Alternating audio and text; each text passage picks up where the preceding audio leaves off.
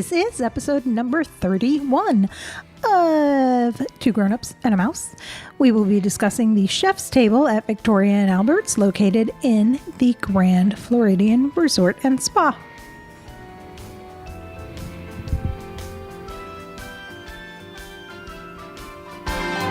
Everything Disney, in and out of the house.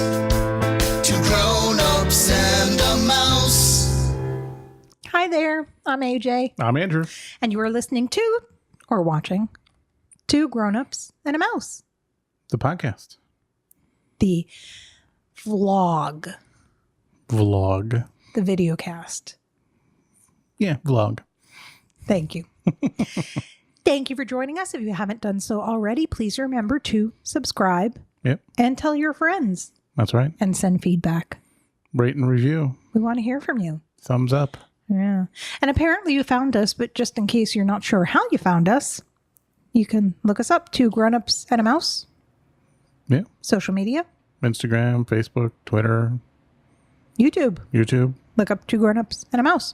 Or go to our website, twogrownupsandamouse.com. That's it. That's right. So today we are going to talk about the chef's table at Victoria and Albert's in Grand Floridian, which we did not go to once. We went to twice. We're lucky. We are. We are very lucky. Yep. And for anyone that doesn't know what a chef's table is, it's basically like it sounds. Yeah. It's a special table. Yeah, it is. And it is something you have to have a reservation for. And just like all the other reservations at Walt Disney World, it does open up 180 days in advance. Mm-hmm. But there is only one table for the restaurant for the whole evening. Yep. And people wake up at, 6 o'clock in the morning or whatever time it is that the reservation's open so that they can get the reservation. That's right. And we tried to get a reservation that way, waking up early. Mm-hmm. Didn't work. But then they told me that you could put your name on the waiting list. Now, we went twice. Once was February 2010 and once was March 2014. I am working under the presumption that this still holds true. Mm-hmm. So I don't want to give any misinformation. Sure. I'm relatively certain it would still hold true because they would be doing themselves a disservice if they did not have a waiting list. Yeah. Since it's only one table per night.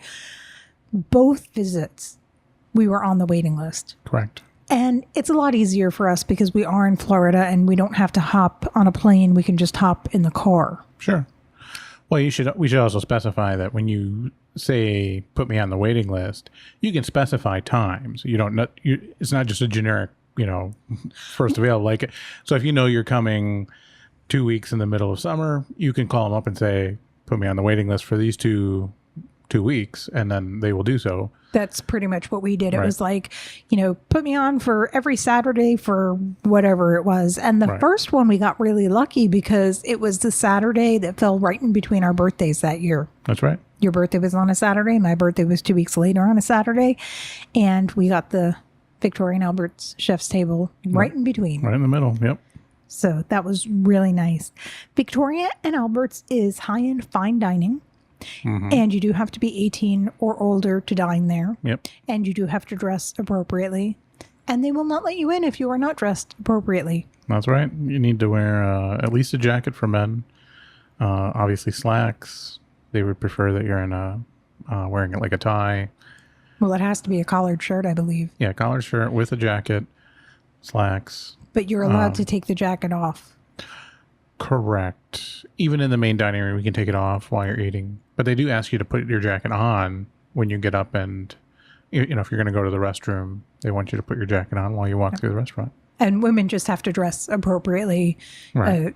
Pantsuit, dress, correct. Appropriate attire for women. As of 2018, for the 18th consecutive year, and those that are watching the video, you can tell that I'm reading this because I don't want to get it wrong. For the 18th consecutive year, the restaurant has received the AAA 5 Diamond Award, and for the first time ever, the coveted 2018 Forbes Travel Guide 5-Star Award.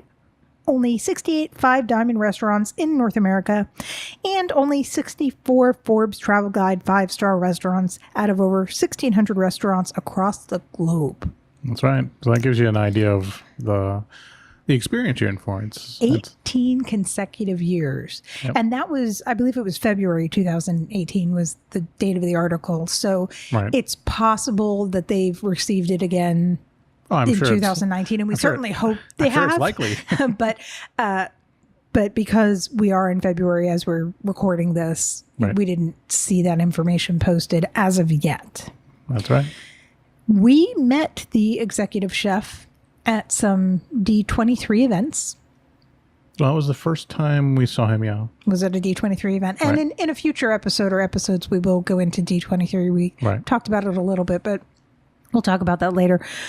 And his name? Well, is Scott Hunnell, and he was making crepes at the D23 event. Yeah, not at the chef's table. No. No. Well, I mean, he might make them for you. But he is the current executive chef, and he was the chef both times when we dined there. And he's been there for a long time. Right. He's also done some of the menus on the cruise ships. He's a bigwig Disney chef. So Right. And Amy Rivera is the chef de cuisine, which I believe is basically his head assistant.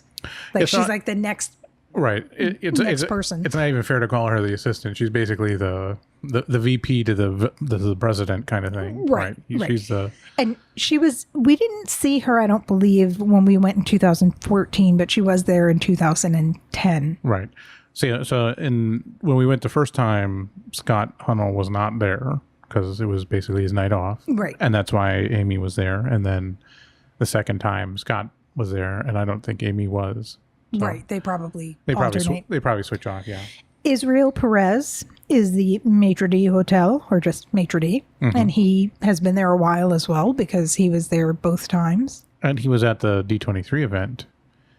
Him and Scott Hunnell were the ones doing the presentation, and he's a lot of fun to talk to because he basically knows everything and anything. And then if you have a wine question, you should ask him because he will know it. Right. And Christine Farmer is their head pastry chef, and we honestly don't remember meeting her.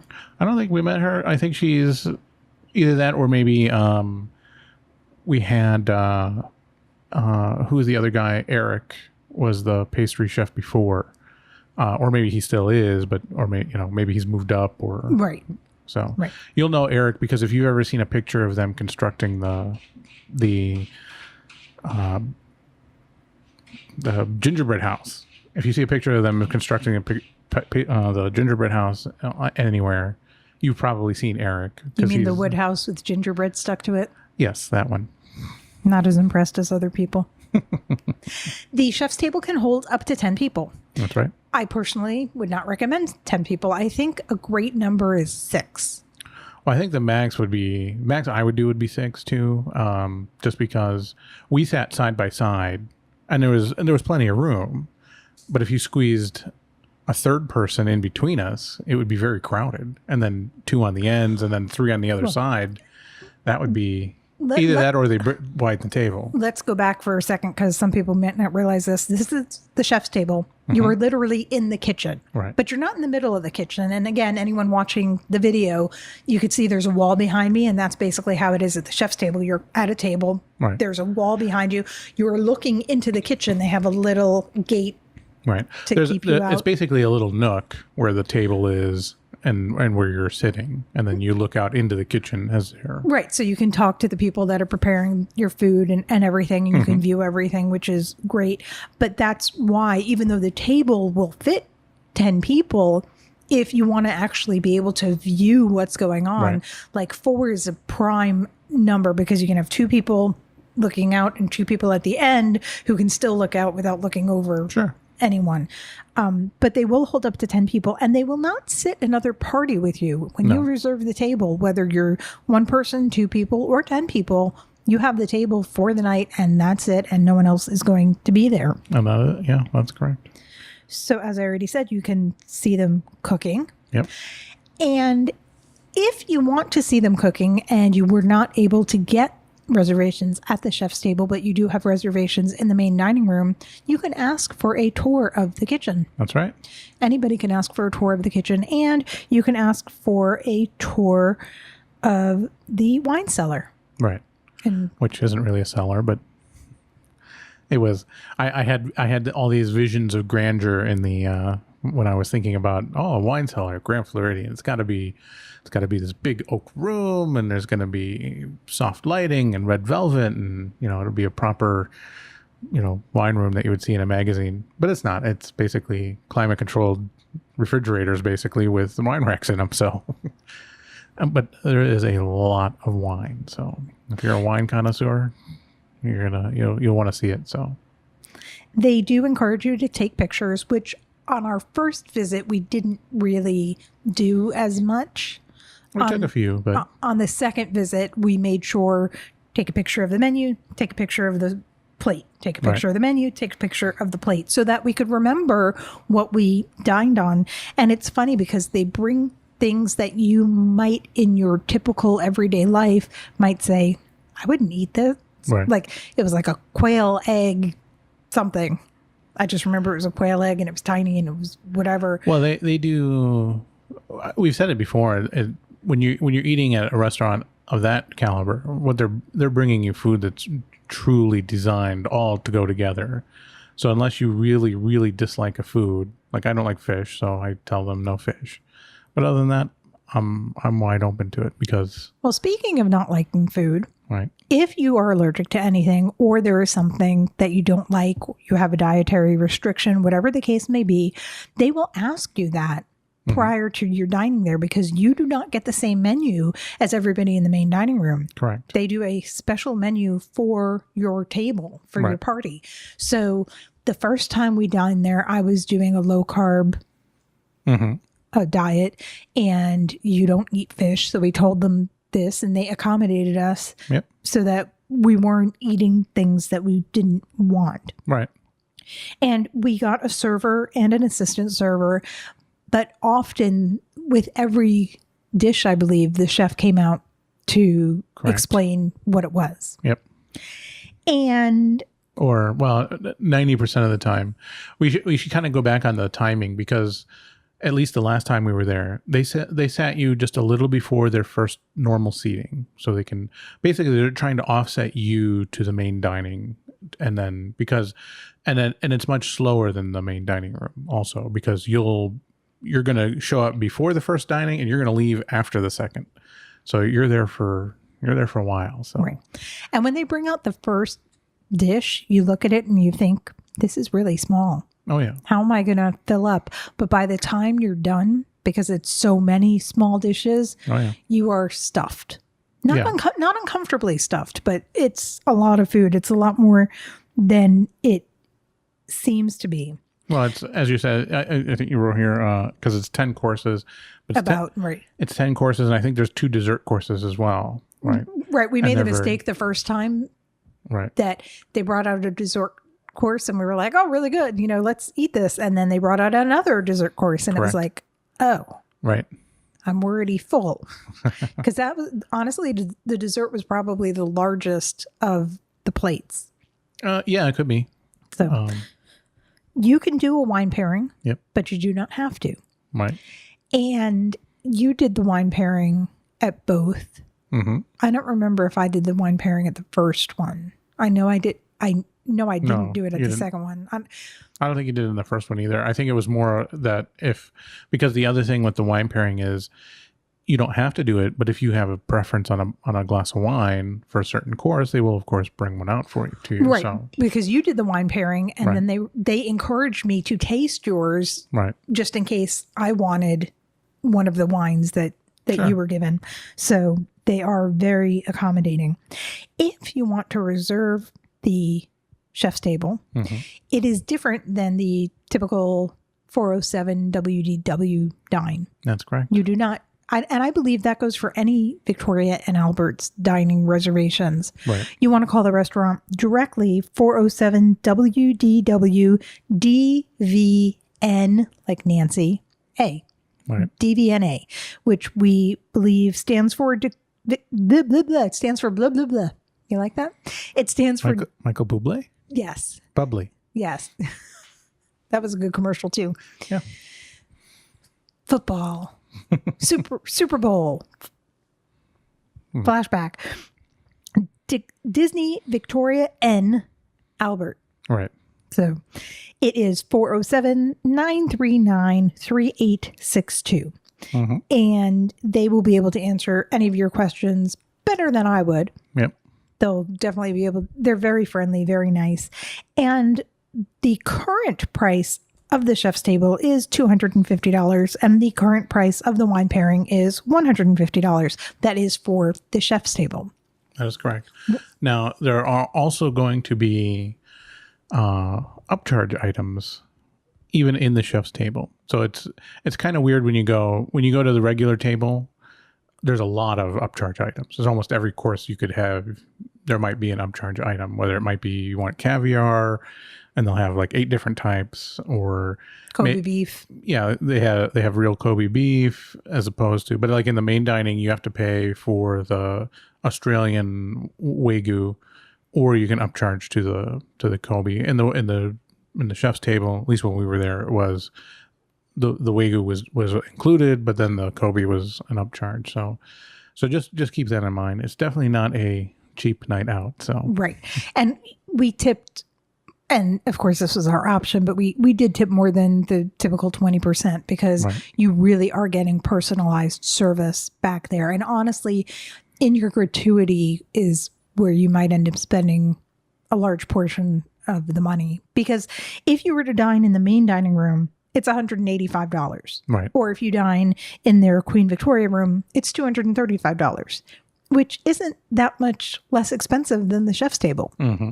Which is why we highly recommend, if you want to eat at Victoria and Albert's, that you try to get a reservation at the chef's table. Put yourself on the waiting list because it's only a little bit more expensive, but it's definitely worth it for the experience. Oh, it's definitely an experience you have to try. It's not a, eating in the regular dining room is excellent, obviously, but it's excellent because of the food. The service is, of course, top notch as well, but everything is just better service-wise and on the chef's table.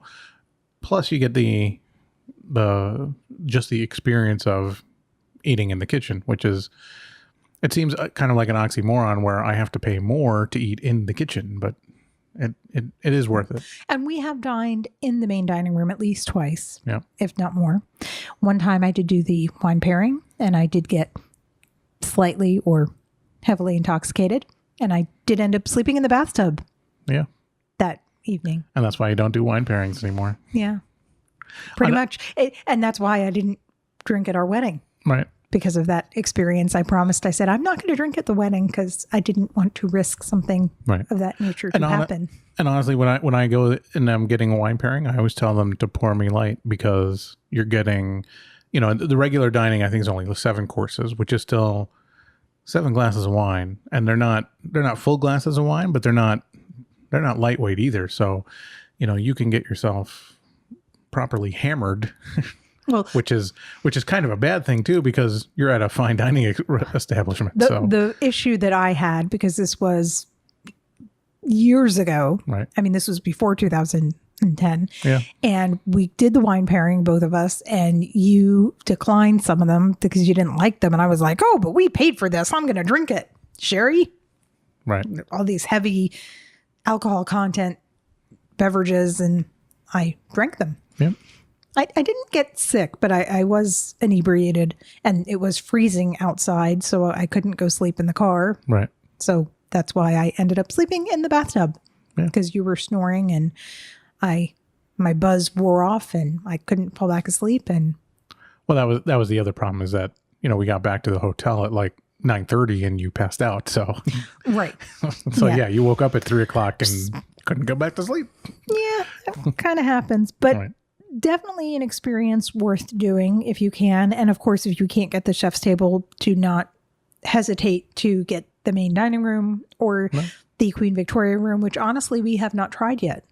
Right. And the Queen Victoria room is basically the same food that you're going to get on the chef's table. It's just in the Queen Victoria room. And the Queen Victoria room is a bit smaller than main dining. It's a little bit more personalized as well. Right. It's more intimate than the main Right. dining room. But honestly, I mean, the main dining room is just amazing. It's, if you like fine dining, if you don't mind spending that kind of money, because main dining is $185, and if you do the wine pairing, that's $65. So that's $250 per person, not including the gratuity or That's right. tax. So it can be a pricey experience, but if you like fine dining, or if you've never done fine dining and you would like to try it, this is definitely a restaurant that's a worthwhile venue to try fine dining at, because it is 5 Diamond Award and 5-star award. So definitely 1 out of 60 top-notch. in the country. As per usual, we've been talking about food, and we are recording in the evening, and I have not had dinner yet. Me either. So Oh, so good. I'm going to go get dinner. But before I do, I'm going to remind everyone to please subscribe. And if you already did, thank you for subscribing. leave a thumbs up if you like the video. All right, Fonzie. You don't like my double thumbs up? Hey. Yes. Please rate us. Please contact us. We will get right back to you. We're pretty good about that. Absolutely. We love to hear from you. We love having you. Thank you for being here. And on that, I am going to say good night. Good morning. Yeah, it could be morning. They don't have to watch us live. So yeah, it could be morning or it could be good afternoon. Good day. Good evening. No, just goodbye. All right. Bye. Bye.